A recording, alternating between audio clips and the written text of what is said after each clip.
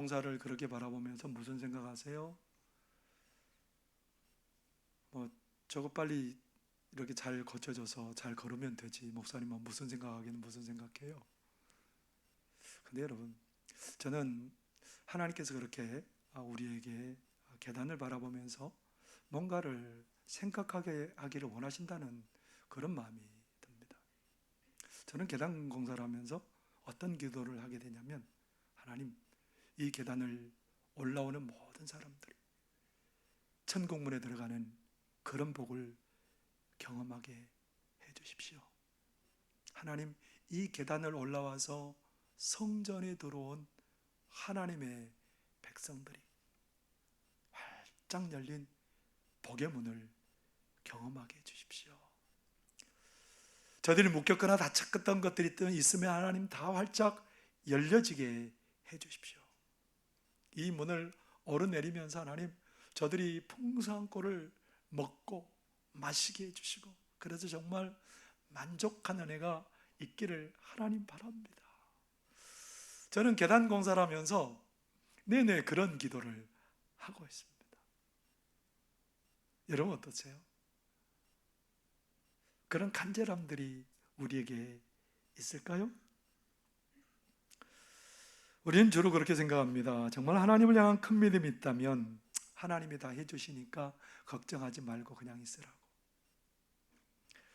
제가 아는 장로님 권사님이 있는데요, 그 장로님이 최근에 이렇게 좀 몸이 안 좋아서 병원에 가서 수술을 하시고 조직 검사를 했답니다.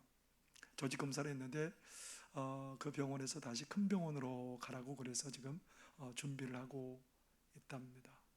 그래서 제가 그 권사님에게 전화를 드렸습니다. 권사님 어떠세요? 그랬더니 권사님 하는 말이, 걱정 안 해요? 하나님께서 다 알아서 하실 텐데 걱정 안 합니다. 여러분 어떠세요? 굉장히 믿음이 있잖아요. 얼마나 믿음이 좋습니까? 하나님의 뜻대로 이루어질 것을 믿고, 하나님의 선하심을 믿고, 하나님이 일하시는 대로 내가 하나님께 맡깁니다. 하나님의 결정에 따릅니다. 얼마나 큰 믿음 같습니까?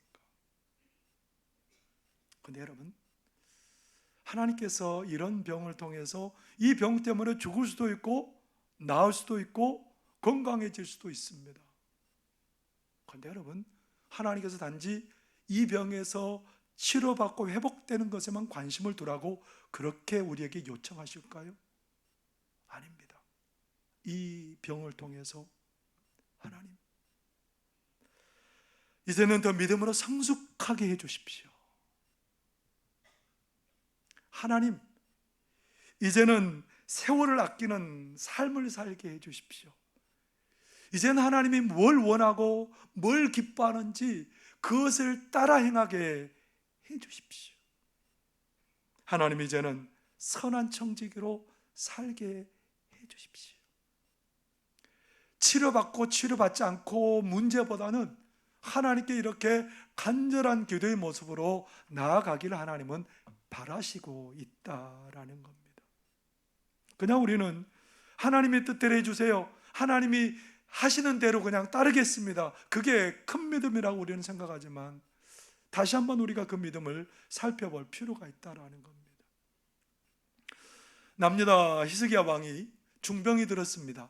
중병이 들어서 하나님께서 이사야 선지자를 통해서 말씀을 하십니다. 뭐라고 말씀하시냐면 이사야 38장 1절에 보면, 그때 히스기야가 병들어 죽게 되니 아모스의 아들 선지자 이사야가 나아가 그에게 이르되, 여호와께서 이같이 말씀하시기를 너는 내 집에 유언하라, 내가 죽고 살지 못하리라 하셨나이다 하니. 하나님의 선지자를 통해서 이제는 당신은 죽는답니다. 이제 모든 것들을 정리하고 죽을 준비하세요. 여러분, 이렇게 되면 어떻게 해야 될까요? 하나님이 결정했답니다. 죽이기로 결정했습니다. 어떻게 해야 될까요? 가만히 있어야 되죠. 하나님이 이미 결정하셨다는데. 그런데 여러분, 히스기야의 반응이 우리의 예상을 벗어납니다. 이사야 38장 3절에 이렇게 히스기야가 행하고 있습니다. 이르되, 여호와여 구하오니 내가 주 앞에서 진실과 전심으로 행하며 주의 목전에서 선하게 행한 것을 기억하옵소서 하고 히스기야가 심히 통곡하니라. 히스기야가 뭐 했답니까? 하나님이 결정하셨으니까 그냥 있는 게 아니고 하나님 앞에 나가서 하나님, 내가 하나님 앞에 어떻게 행한가 하나님 아시잖아요.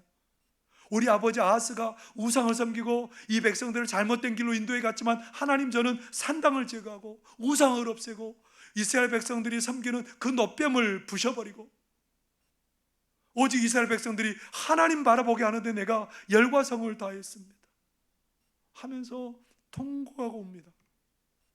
하나님이 어떻게 하셨을까요? 히스기야의 간절한 그 마음을 보시고 히스기야야, 내가 15년을 더 살게 할 것이다. 그리고 아수르 손에서 이 땅을 내가 건져줄 것이다. 여러분, 만약에 히스기야가 간절하게 하나님 앞에 나가지 않았으면 어떻게 됐을까요? 그러나 하나님께서는 히스기야가 하나님 앞에 간절한 마음으로 나가는 그의 모습을 하나님은 기뻐 받으셨다라는 겁니다. 그런데 오늘 본문의 말씀에 보면 북이스라엘의 요아스 왕이 등장하죠. 요아스 왕 때 요아스 왕을 계속해서 위협했던 나라가 어디냐면 이스라엘 북쪽의 아람이라는 나라입니다. 그 아람이라는 나라가 얼마나 이스라엘 백성들을 크게 위협을 했냐면 요아스 왕의 아버지 요아스가 그렇게 크게 시달림을 당합니다. 아람을 쳐들어왔을 때, 곤경에 처했을 때 하나님께 기도합니다. 하나님 도와주세요. 근데 하나님 도와주셨어요. 그런데 하나님을 섬기지 않고 우상을 섬깁니다. 그러니까 하나님께서 요아스에게 아람을 통해서 더 큰 어려움을 주십니다. 열왕기하 13장 7절은 이렇게 기록합니다. 아람 왕이 여호아스의 백성을 멸절하여 타작마당에 티끌같게 같이 되게 하고 마병 50명과 병거 10대와 보병 10,000명 외에는 여호아스에게 남겨두지 아니하였더라. 완전히 거의 무너져 버렸다라는 겁니다. 멸절되어서 타작마당에 먼지처럼 되어버렸답니다. 완전히 국력이 바닥이 난 거예요. 얼마나 요아스가 그런 상황에서 아버지가 죽고 이제 자기가 왕이 되었으니까 얼마나 불안하겠습니까? 근데 요아스가 16년 동안 그 땅을 통치하면서 악을 행했다고 성경은 기록하고 있어요. 그러면서 요아스가 한 행적은 남유다 왕 아마샤와 싸운 것밖에 그에게는 업적이 없다고 얘기를 해요. 그 죽었대요. 그런데 그렇게 죽었다고 그렇게 얘기해 놓고 그 다음에 등장하는 얘기가 뭐냐면 요아스의 죽음을 그렇게 이렇게 정해 놓고 그 다음에 요아스가 어떤 삶을 살았는지 그 얘기를 다시 한 번 더 해주는 것을 보게 됩니다. 엘리사가 이제 거의 80 정도가 되어서 죽을 때가 가까웠습니다. 이제 곧 있으면 임종을 하게 되는데 요아스가 이 엘리사를 찾아왔습니다.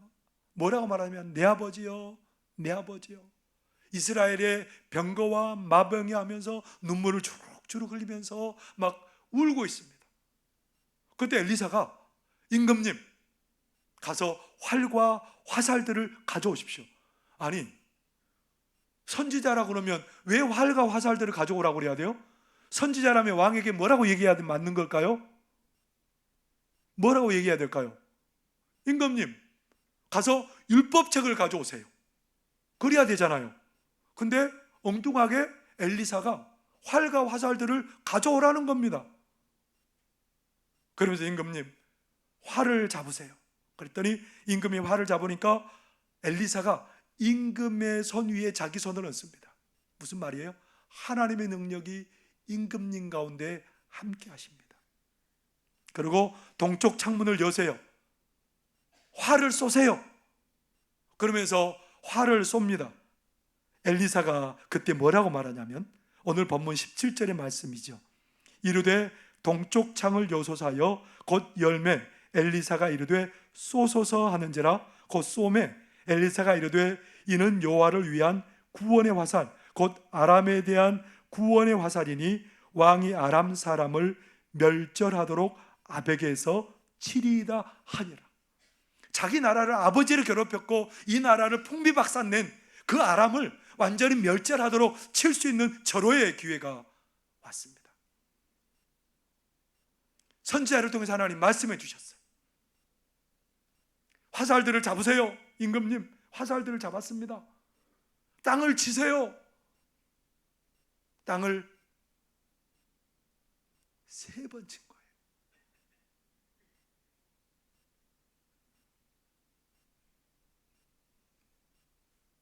엘리사가 화가 났습니다. 임금님, 5번을 치셔야죠. 요하스는 그냥 화살 잡고 보이지 않는 건데 뭐 하고 그냥 이렇게 친 거예요. 3번을. 그런데 그 하나님이 약속한 거예요. 하나님 믿고 간절하다면 뼈가 부서지더라도 10번, 20번, 1000번을 쳐야죠. 그랬으면 어떻게 됐을까요? 아람을 멸절하도록 쳤을 건데 임금님이 3번밖에 안 쳤기 때문에 아람을 3번만 칠 수 있을 겁니다. 여러분, 뭐가 문제예요? 엘리사가 활 가져오라니까 가져왔고 엘리사가 시키는 데서 다 했습니다. 근데 뭐가 문제예요? 아니, 다 했는데 뭐가 문제죠?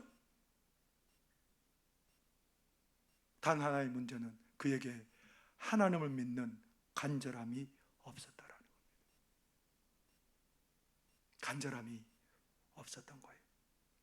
요압이 죽은 다음에 바로 이 사건을 얘기하는 것은 요아스가 일생일 때 가장 후회한 일이 뭐냐? 이거예요. 뭐가 가장 일생일 때 후회된 일이에요? 하나님을 향한 간절함을 잃어버리고 살았던 그 순간이 일생일 때 최고의 후회스러운 일이 되었던 것이죠. 여러분, 우리가 일생을 살아가면서 가장 후회하는 일들이 뭘까요? 하나님의 능력을 믿지 못하고 간절해야 될 그 순간에 우리가 하나님을 향해서 간절함을 갖지 못하고 있다면 그것이 우리 일생의 가장 후회스러운 일이 될 수 있다라고 성경은 우리에게 다시 얘기해주고 있습니다. 여러분, 하나님께 내 인생을 맡기고 내 인생의 주인이 하나님이 되어주셔서 내 인생을 하나님 이끌어 주십시오.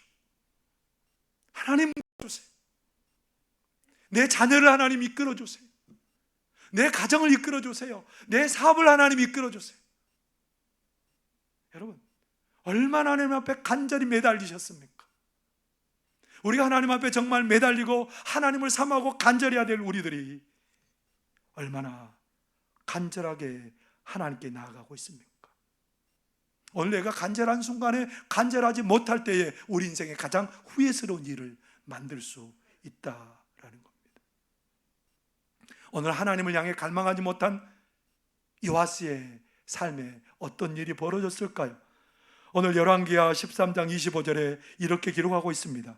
요아스의 아들 요아스가 하사엘의 아들 베나닷의 손에서 성읍을 다시 빼앗으니 이 성읍들은 자기 부친 요아스가 전쟁 중에 빼앗겼던 것이라.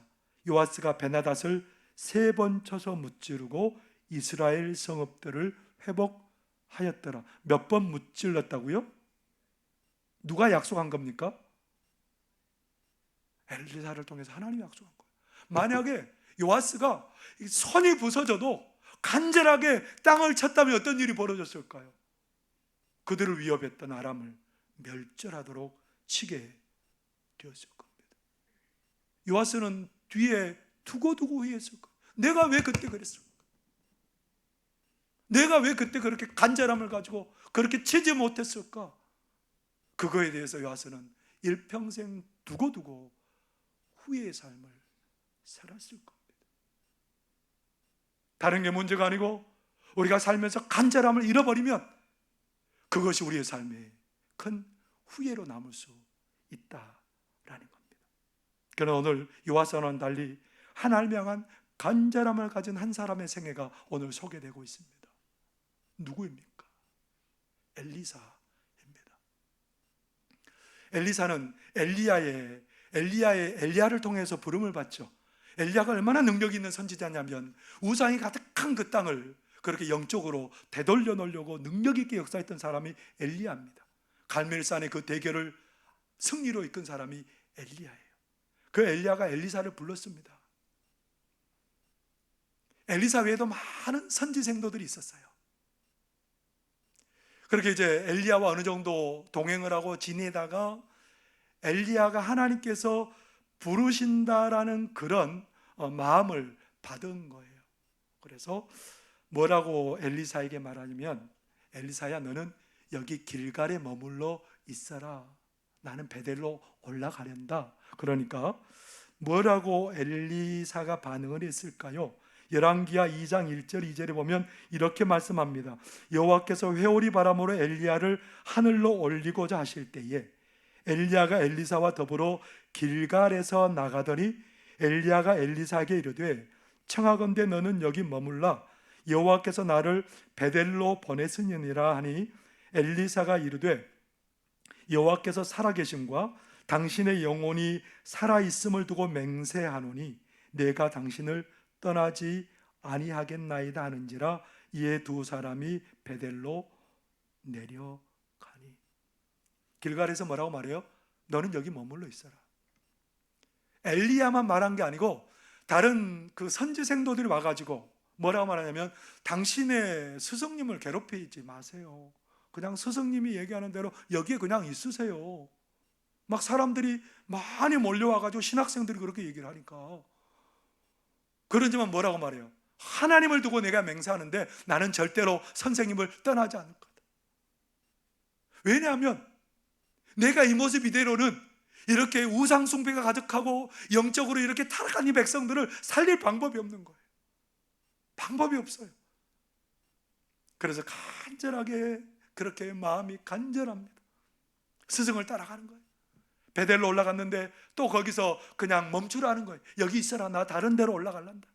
그러니까 또 신학생들이 와가지고 엘리사 선생님이 여기에 계셔야 되지요. 스승님이 얘기하시는데 아니다, 가는 거예요.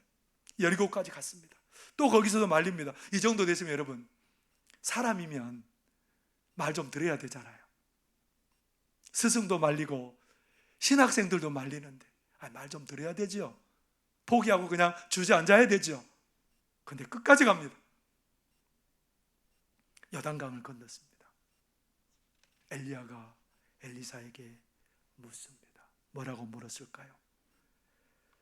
열왕기하 2장 9절에 이렇게 말합니다. 건너매 엘리야가 엘리사에게 이르되 나를 내게서 데려감을 당하기 전에 내가 내게 어떻게 할지를 구하라. 엘리사가 이르되 당신의 성령이 하시는 역사가 갑절이나 내게 있게 하소서 하는지라. 뭘 원하는 거예요?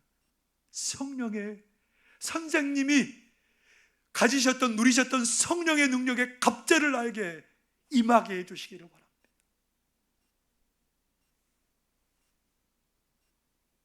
엘리사가 구해야 될 게 얼마나 많았겠습니까? 돈도 필요하잖아요. 명예도 필요하잖아요. 권력도 필요하잖아요. 여러분 같으면 뭘 구하겠습니까? 구할 게 많죠. 근데 엘리사는 뭘 구하고 있습니까? 성령의 갑절을 주십시오.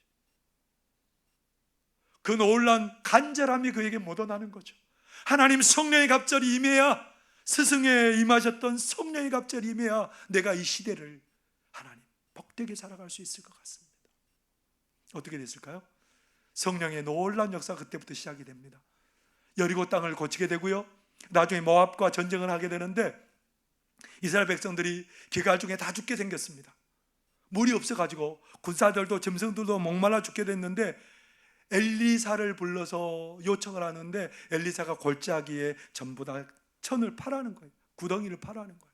거기에 비도 안 내리고 그랬는데 거기에 물이 가득하게 고여서 그들이 물을 마음껏 마시고 모압 사람들을 쳐서 이겼답니다. 뿐만 아니에요. 아람이 계속해서 괴롭히잖아요. 아람이 괴롭힐 때마다, 쳐들어올 때마다 항상 군사들을 어디다가 포진시켜라 해서 막아요. 계속 막아요. 그러니까 아람이 할 수 없이 엘리사를 잡아서 데려오려고 군사들을 급파했는데 그들도 다 눈이 멀게 해서 포로로 잡아갑니다. 사마리아로 잡아가서 그들을 융숭하게 대접하고 다시 아람으로 보냈는데 아람이 겁이 나가지고 다시는 쳐들어오지 못했다라고 성경은 기록하고 있습니다. 그런데요, 그런 엘리사가 오늘 임종까지 왔습니다. 임종 정도까지 왔으면 이제 힘이 다 빠졌잖아요. 할 수 있는 게 없잖아요. 근데 요아스가 와서 말하는 게 뭐예요? 내 아버지요, 내 아버지요, 이스라엘의 병거와 마병이요. 그렇게 목숨이 다하는 그날까지도 그는 이스라엘의 병거와 마병보다 훨씬 더 큰 사람이었다는 겁니다. 오늘도 요아스에게 손을 얹어서 임금님, 하나님의 능력이 임하십니다. 땅을 치세요.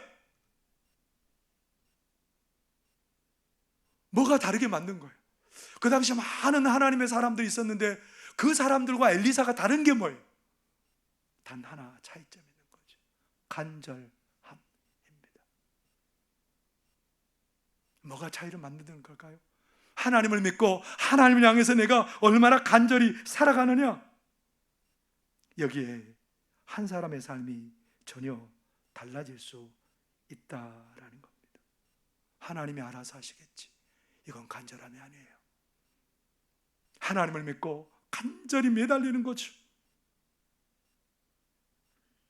오늘 우리는 얼마나 하나님을 매달립니까? 내가 예배를 얼마나 간절히 사모합니까? 얼마나 내가 하나님의 말씀을 사모하는가요?